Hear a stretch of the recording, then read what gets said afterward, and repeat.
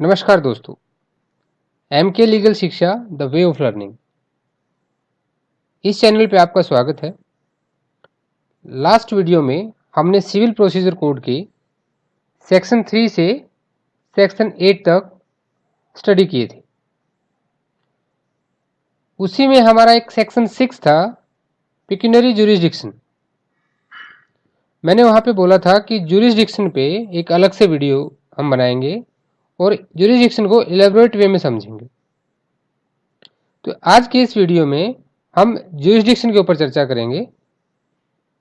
और अभी तक अगर आपने मेरे चैनल को सब्सक्राइब नहीं किया है तो इसे सब्सक्राइब कर लें, लाइक कर दें और शेयर करें अपने दोस्तों के साथ। सिविल प्रोसीजर कोड 1908 में ये हमारा 6th वीडियो है related to jurisdiction of civil code. हम सिविल कोड की बात क्यों करें, क्योंकि हम यहाँ पे सिविल प्रोसीजर कोड को पढ़ रहे थे। तो ज्यूरिसडिक्शन में हम सबसे पहले आपके सामने एक लैटिन मैक्सिम है, उबी जस इबी रिमेंडियम। इसका मीनिंग क्या होता है कि where there is a right there is a remedy.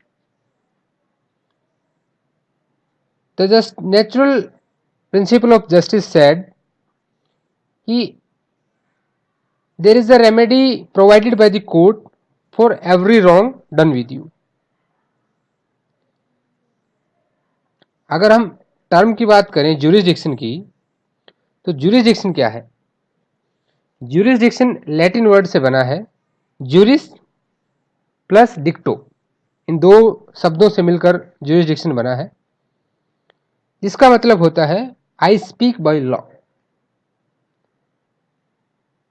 देखिए, ज्यूरिसडिक्शन एक्चुअल में एक कोर्ट की पावर और अथॉरिटी होती है कि वो किन केसेस को डिसाइड कर सकता है, किन केसेस को सुन सकता है, किन को नहीं सुन सकता है। तो ज्यूरिसडिक्शन क्या है? Is the power of a court of law to hear and decide a case. ये लेमैन लैंग्वेज में हम ज्यूरिसडिक्शन की बात कर रहे हैं।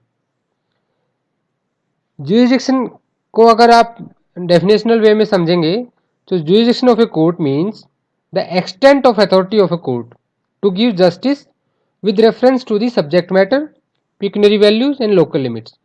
हम जो लैटिन मैक्सिम की बात की थी हमने, कि जब आपके साथ कोई रॉन्ग होता है तो कोर्ट आपको रेमेडी प्रोवाइड कराएगा।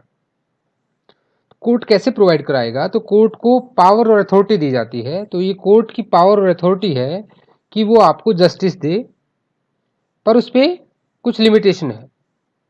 लिमिटेशन क्यों देनी पड़ी? कि मान लीजिए कि कोई क्राइम आपके साथ कुछ गलत हुआ, कुछ रॉन्ग आपके साथ किया गया कैलकाटा में, कुछ इम्यूएबल प्रॉपर्टी आपका कैलकाटा में था, तो आप दिल्ली आके तो केस करेंगे नहीं। आपका केस कहाँ पे होगा? जहाँ पे आपका इम्यूएबल प्रॉपर्टी है। तो वो क्या हो गया? वहाँ पे टेरिटोरियल ज्यूरिसडिक्शन हो गया, क्योंकि आपका जहाँ पे इम्यूएबल प्रॉपर्टी है वहीं पे होगा। तो इसी तरह से आप हर किसी कोर्ट में नहीं जा सकते हैं। ये डिपेंड करता है सब्जेक्ट मैटर पे, पिक्यूनरी वैल्यूज पे और लोकल लिमिट्स पे। इनके बारे में हम डिटेल में बात करेंगे। इससे पहले हम एक केस डिस्कस करते हैं, AR अनुतुल्य वर्सेज RS नायक, AR 98, supreme court, page number 1531। इसमें कोर्ट ने क्या कहा था इस केस में कि कोई भी सुपीरियर कोर्ट किसी भी इंफीरियर कोर्ट के ज्यूरिसडिक्शन को घटा या बढ़ा नहीं सकता है। वो चेंज नहीं कर सकता उसके ज्यूरिसडिक्शन को। ये लेजिस्लेटिव कैरेक्टर का है। ये मतलब गवर्नमेंट की पावर है कि वो उसके ज्यूरिसडिक्शन को घटा सकती है, बढ़ा सकती है। ये गवर्नमेंट का काम है, ना कि किसी कोर्ट का। तो in this case the court held that power to create or enlarge jurisdiction is legislative in character. सिर्फ लेजिस्लेशन ही है जो ज्यूरिसडिक्शन को चेंज कर सकती है। Parliament alone can do it and no the court superior or inferior can enlarge jurisdiction of a court or divest a person of his right of revision and appeal। और कोई भी court किसी भी individual का revision और appeal करने का right नहीं ले सकती है। देखिए फ्रेंड, केस लॉज को नोट करते चलिए। आप जब भी CPC को पढ़ते हैं तो CPC में सिर्फ सेक्शंस याद करने से आप खाली प्री एग्जाम क्लियर कर पाएंगे। लेकिन अगर मेन की तैयारी हमें साथ साथ करनी है तो मैं केस लॉ मैक्सिमम ट्राई करता हूं कि जितने ज़्यादा केस लॉ हम डिस्कस करें, फर्दर सारे सेक्शंस में इसकी ज़रूरत पड़ेगी। तो आप केस लॉज को प्लीज़ नोट करते हुए चलिए, मैं इंपॉर्टेंट केस यहाँ पे डिस्कस करता रहूंगा आपके साथ। ज्यूरिसडिक्शन के संदर्भ में हम एक और केस डिस्कस करते हैं, Kiran Singh versus Chaman Paswan, AIR 1954, supreme court, page number 1340। देखिए इस केस में क्या किया था कोर्ट ने, इस केस में कोर्ट ने बोला था कि a decree passed by a court without jurisdiction is coram non judice. अब आप बोलेंगे कोई कोरम नॉन जुडाइस क्या है, नया टर्म आ गया। कोरम नॉन जुडाइस एक लैटिन वर्ड है, इसका मतलब होता है कि नॉट बिफोर ए जज। ये वहां पे यूज किया जाता है जहां पे विदाउट ज्यूरिसडिक्शन कोई कोर्ट डिक्री पास कर देता है। Any decree passed by the court without its jurisdiction is said to be as coram non जुडाइस।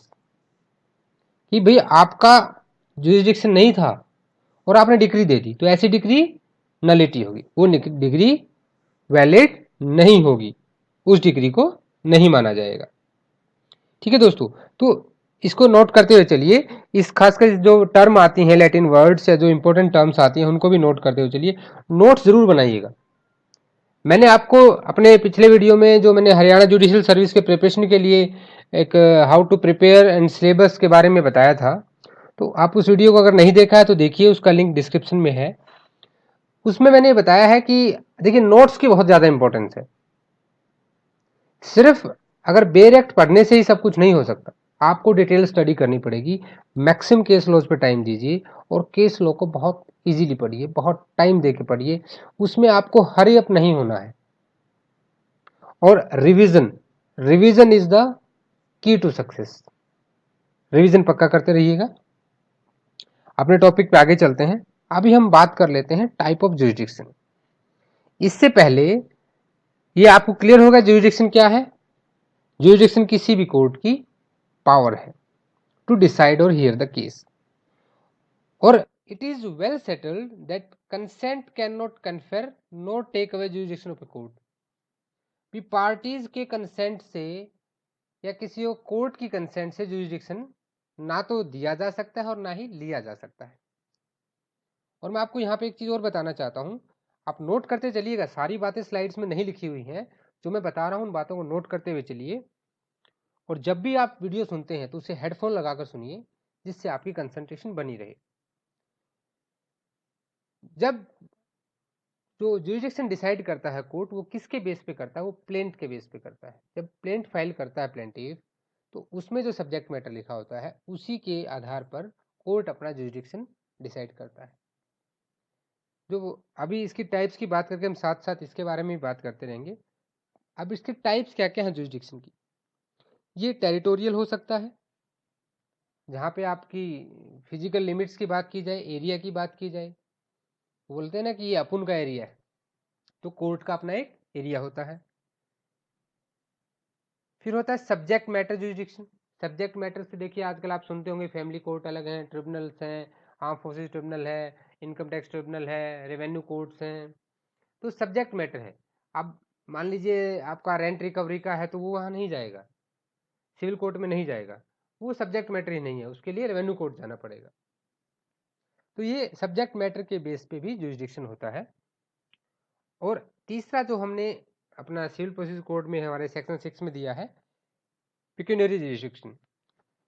पिक्यूनियरी jurisdiction, देखिए जब भी आपके सामने ऐसी टर्म्स आती हैं जो आपने किसी सेक्शन में पढ़ी हैं, साथ ही अपने माइंड में रिकॉल कीजिए, रिकलेक्ट कीजिए कि कौन से सेक्शन में दिया हुआ था।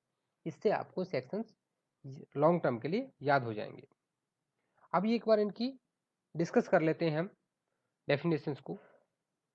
अगर हम टेरिटोरियल ज्यूरिसडिक्शन की बात करें तो by name itself it is a territory. किसी भी कोर्ट का एक अपना टेरिटरी, उसका एक ज्योग्राफिकल एरिया। और ये कौन डिसाइड करता है, गवर्नमेंट डिसाइड करती है। वहाँ की जो स्टेट गवर्नमेंट होती है वो डिसाइड करती है कि भाई ये कोर्ट है, किसी तहसील का है, जो भी है, ये डिस्ट्रिक्ट कोर्ट है, हाई कोर्ट है, ये इस एरिया के लिए ज्यूरिसडिक्शन करेगा। अभी देखिए मान लीजिए हम मैं हरियाणा की बात करूँ, तो जो हाई कोर्ट है हरियाणा का, उसका ज्यूरिसडिक्शन हरियाणा के ऊपर है।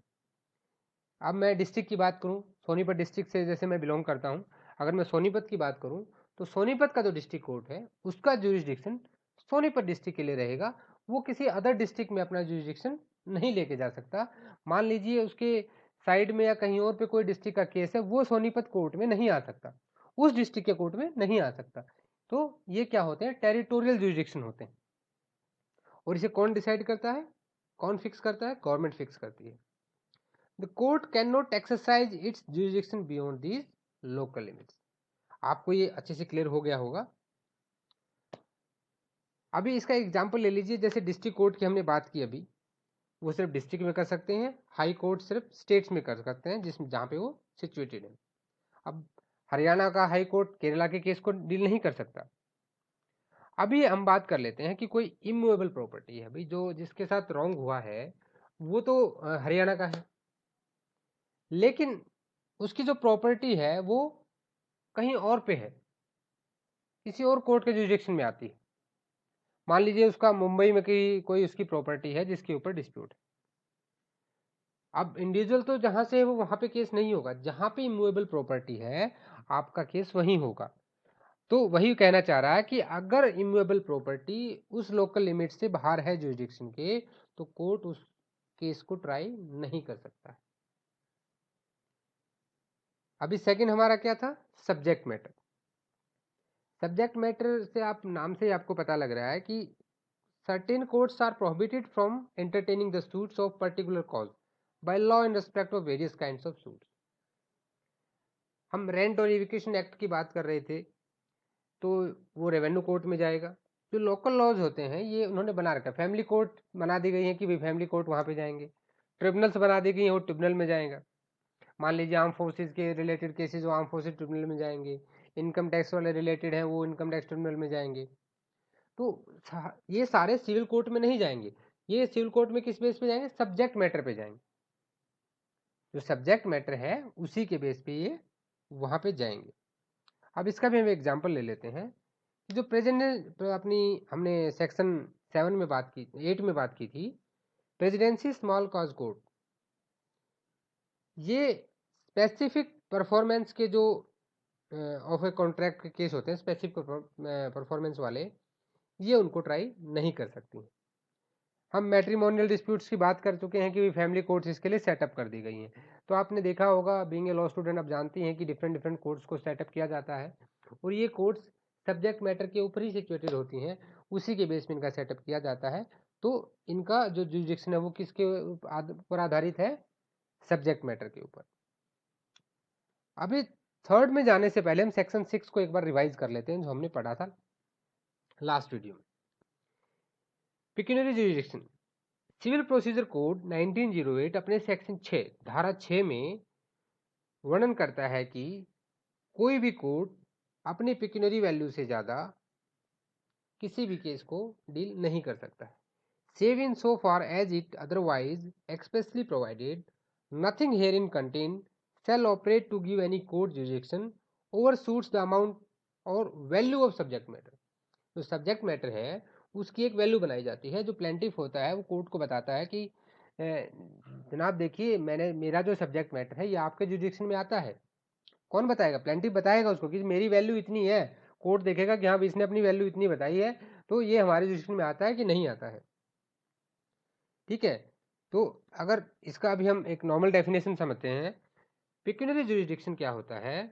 यहाँ भी देखिए मैंने सेक्शन 6 लिख दिया है सामने, तो जहां भी पिक्यूनरी जुरिडिक्शन का वर्ड आता है आप तुरंत आपके माइंड में क्लिक करना चाहिए कि ये सेक्शन 6 है सीपीसी में, इससे आपको ये कंठस्थ हो जाएगा बिल्कुल।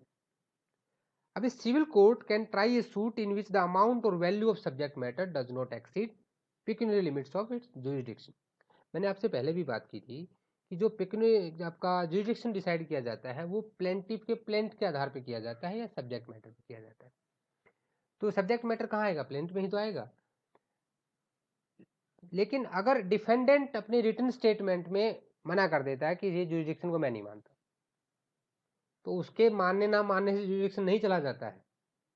हम वही बात कर रहे थे कि it is well settled that consent can not confer not take away jurisdiction of a court. Written statement से जुरिडिक्शन पे कोई असर नहीं पड़ता है। ठीक है, अब इसका भी हम एक एग्जांपल ले लेते हैं कि जो स्मॉल कॉज कोट है, they can try up to the amount of ₹5,000। ये वैल्यू हो सकता है चेंज हो गई हो, अमेंड हो गई हो, और आप लेकिन एक ये एग्जांपल है आपके लिए। तो ये इसका पिक्यूनरी वैल्यू है, मतलब उसका जो जितना है वो इतने रुपए तक का केस को डील कर सकता है। रिकवरी ऑफ मनी का केस है, आपके जो नॉर्मल वैल्यूज लगाई गई है उसका केस है। तो ऐसे केसेस को पिक्यूनरी वैल्यू कहा जाता है, मॉनेटरी वैल्यूज कहा जाता है। तो उनको कोर्ट कैसे डील करेगा? पिक्यूनरी जुरिडिक्शन के हिसाब से डील करता है। यहाँ एक मोस्ट इंपॉर्टेंट बात है, इसको आप अपना कॉपी और पेन ले लीजिए, इसको पक्का नोट करके रखिएगा, ये बहुत इंपॉर्टेंट है कि डिस्ट्रिक्ट कोर्ट और high court has no pecuniary limitations. आपको वो क्वेश्चन दे सकता है कि district court has the pecuniary value of following, 3 में कोई वैल्यू दे देगा, 4th ऑप्शन में आपको नन ऑफ द वो कर देगा, या बोलेगा नो पिक्यूनरी लिमिटेशन। ठीक है, तो वहां दे देगा 10 लाख, 15 लाख, 20 लाख। आप सोचोगे डिस्ट्रिक्ट कोर्ट है 20 लाख होगा, 15 लाख होगा। नहीं, district court and high court has no pecuniary limitations. This is very very important. ठीक है, तो यहां तक हम लोगों ने समझा जुरिडिक्शन को। जुरिडिक्शन क्या है, जुरिडिक्शन का एक्चुअल लेमैन लैंग्वेज में मीनिंग क्या है, उसकी टाइप्स क्या क्या होती हैं। वैसे तो इसकी काफ़ी सारी टाइप मानी जाती हैं, अपीलेट जुरिडिक्शन है, ओरिजिनल जुरिडिक्शन है, लेकिन आपको उनमें जाने की ज़रूरत नहीं है। मैं आपको वही चीज़ें बता रहा हूँ जो आपको ज़्यादा एग्ज़ाम पॉइंट ऑफ व्यू से भी काम आएंगी। तो आप मेरे वीडियोज़ को देखते रहिए अपडेट्स के लिए। आपको वीडियोज़ को हम स्टेप बाय स्टेप करते हुए चलेंगे। मैं चाहूँ तो सबको सारे वीडियोज़ कंटिन्यू लगातार बना दूँ, लेकिन मैं चाहता हूँ कि जो जब हमने प्रिपरेशन स्टार्ट की थी, तो जो प्रॉब्लम्स हमने प्रैक्टिकली फेस की थी, वो मेरे किसी और मित्र साथी को ना करनी पड़े। तो thanks for watching my channel. And अगर अभी तक आप लोगों ने मेरे चैनल को सब्सक्राइब नहीं किया है तो प्लीज़ सब्सक्राइब कर दें। लाइक और शेयर भी करते रहिए अपने दोस्तों के साथ। शेयर करने से नॉलेज बढ़ता है आपका। और अगर आपका कोई भी डाउट है तो प्लीज़ मुझे कमेंट कीजिए, मैं उसका रिप्लाई देने की पूरी कोशिश करूँगा।